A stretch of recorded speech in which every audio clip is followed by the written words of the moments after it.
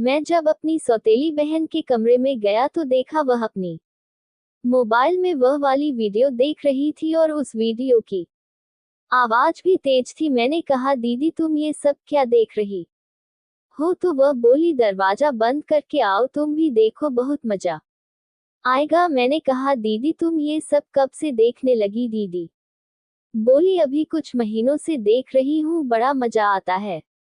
और अभी यह सब नहीं देखूंगी तो आगे चल के जब मुझे करना होगा तो कैसे करूंगी? मैंने कहा, कम से कम आवाज तो धीमी कर दो, कहीं मम्मी ने सुन लिया तो तुम्हारी खैर नहीं। दीदी बोली, बिना आवाज के देखने में समझ में नहीं आता। मैंने कहा, तो फिर ईयरफोन लगा कर देखा करो। दीदी बोली, ईयरफोन था लेकिन चूहे ने काट दिया, अब मार्केट जाऊंगी तब दूसरा खरीदूंगी। तभी मम्मी मुझे बुलाने लगी। दीदी बोली, भाई तुम मम्मी से इस वीडियो के बारे में कुछ मत बताना। मैंने कहा, ठीक है। सच बात ये थी कि मैं अपनी सौतेली बहन को बहुत पसंद करता था। जब मैं मम्मी के पास गया तो मम्मी बोली, बेटा मैं और तुम्हारे पापा शहर जा रहे हैं कपड़े खरीदने, तो तुम और सुमन घर में रहना और घर की देखभाल करना। मैंने कहा, ठीक है मम्मी, मैं सब संभाल लूंगा। उसके बाद मैं दीदी के कमरे में गया। मैंने कहा, दीदी मम्मी पापा शहर कपड़े खरीदने जा रहे हैं। दीदी बोली, अच्छा फिर तो आज मजा आ जाएगा। दीदी बोली, चलो हम दोनों साथ बैठकर मूवी देखते हैं। मैंने कहा, हाँ चलो। उसके बाद हम दोनों कमरे में जाकर वह मूवी देखने लगे। कुछ देर देखने के बाद दीदी बोली, भाई अगर हम दोनों ये सब करें तो कैसा रहेगा? मैंने कहा, ठीक रहेगा, लेकिन मुझे थोड़ा डर लग रहा है। दीदी बोली, किस बात का?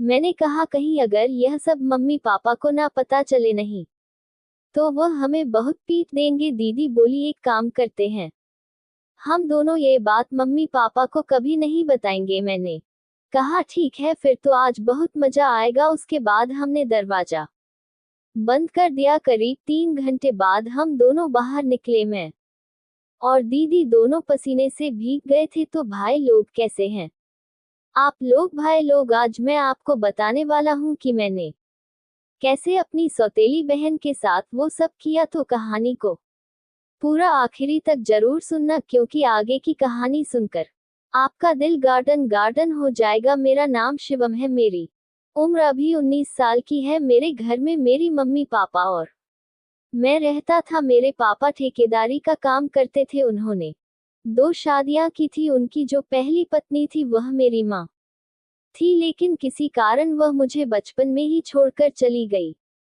थी। उसके बाद मेरे पापा ने दूसरी शादी कर ली थी। अब मैं जिसके साथ रहता हूँ वह मेरी सौतेली माँ है। उनकी एक बेटी है जो मुझसे 2 साल की बड़ी है। मैं उनको दीदी कहता हूँ।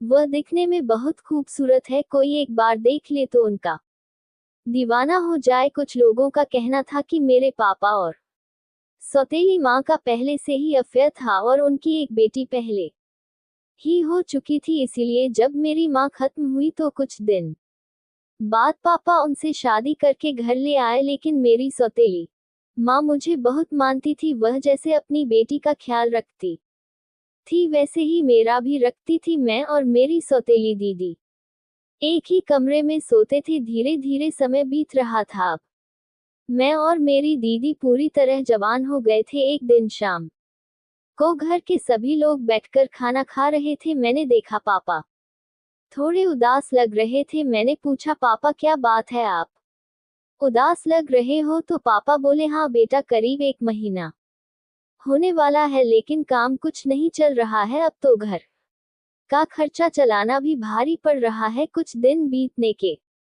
बाद मेरे मन में आया कि मैं भी कुछ करूं जिससे पापा को थोड़ा आराम मिले। एक रात मैं और दीदी जब सो रहे थे तब मैंने कहा, दीदी अब हम दोनों जवान हो गए हैं, अगर तुम बुरा ना मानो तो एक बात कहूँ? दीदी बोली, हाँ कहो। मैंने कहा, दीदी अब मेरा वो सब करने का बहुत मन करता है। दीदी बोली, अच्छा तो इसमें मैं क्या करूं? मैंने कहा, अगर हम दोनों वो करें तो कैसा रहेगा? दीदी बोली, अब आए ना लाइन पे, इसीलिए उस दिन मैं तुम्हें वो वीडियो दिखा रही थी। मैंने कहा, लेकिन दीदी उस दिन मुझे लगा तुम वो वीडियो ऐसे ही दिखा रही हो इसलिए मुझे थोड़ा अजीब लग रहा था। दीदी बोली वो सब तो ठीक है लेकिन क्या पापा हम दोनों को वो सब करने देंगे? मैंने कहा तुम ठीक कह रही हो, अगर पापा को ये बात पता चली तो वह हम दोनों को जान से मार देंगे। दीदी बोली अगर मेरे हिसाब से चलो तो हम वह सब भी कर लेंगे और पापा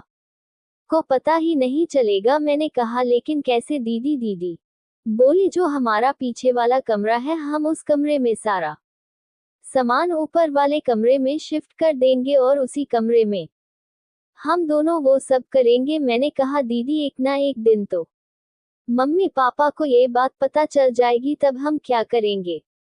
दीदी बोली जब पता चलेगी तब देखा जाएगा, लेकिन जब हमारा काम सफल हो जाएगा तो मम्मी पापा को भी हम पर गर्व होगा।